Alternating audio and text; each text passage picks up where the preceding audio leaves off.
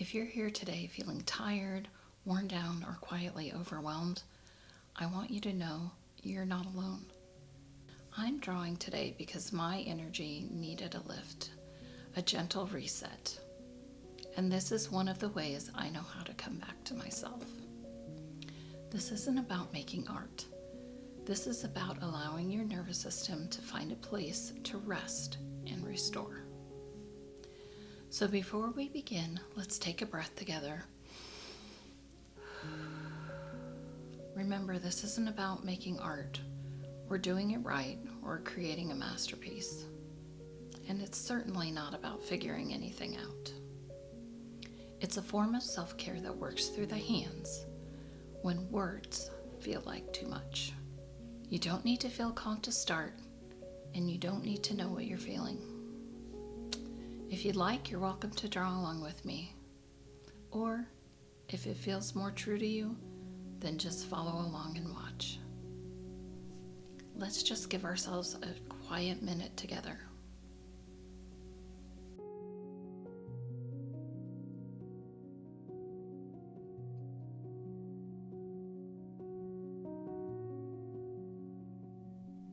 Self-care isn't always bubble baths or fixing ourselves. Sometimes it's creating a safe space to be with what is already there.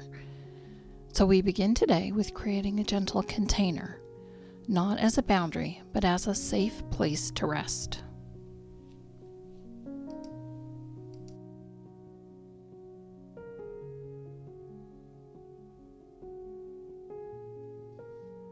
Next, let's place some slow neurographic lines. Let them wander and explore your container. You're not expressing anything specific with these lines. You're simply letting movement happen. The flowing neurographic lines mirror the nervous system, and here we are intentionally slowing things down.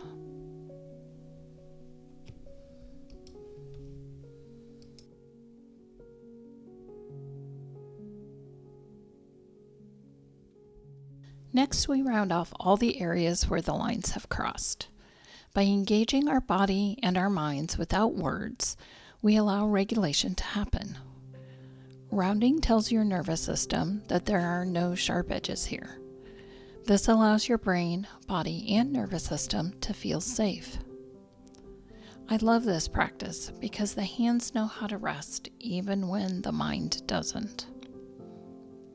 When using Neurographica in this way, the art becomes the experience. It's not about what the art looks like when you're done. It's not about improving or fixing yourself. It's about the process, giving yourself space and allowing yourself to regulate and restore. This is creative nourishment.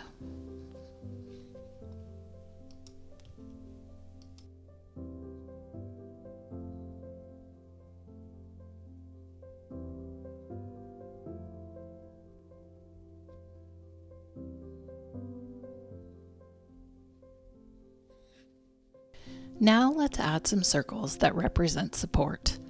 It's not important to name what the support is or who it's from, only to acknowledge that support exists. Then, of course, round all the new intersections to integrate them.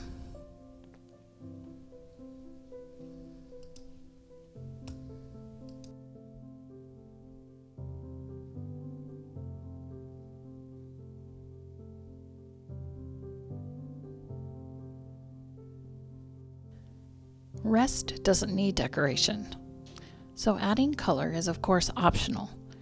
You'll often find, like I do, that color carries a calming vibration and information. My process is to let color flow, build, and tell me a story. A story in the colors I choose, how they blend and merge with each other, and how they define what becomes important.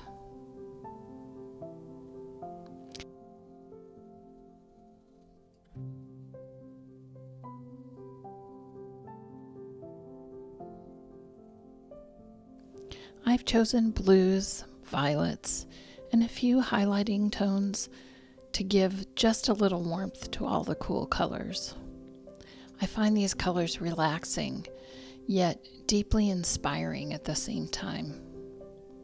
Tell me in the comments, what colors are you choosing? And what do the colors feel like to you?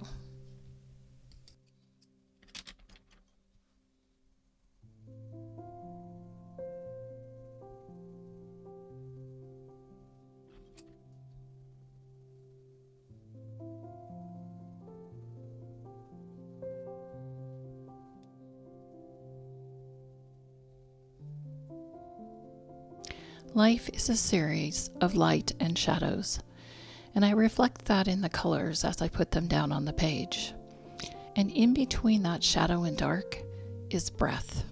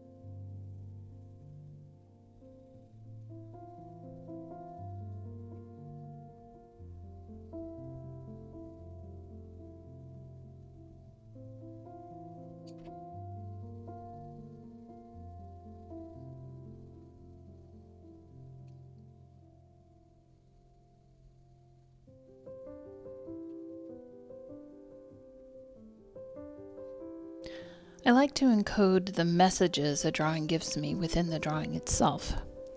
They can be dots, shapes, or symbols. This drawing spoke words, so I'm including them here.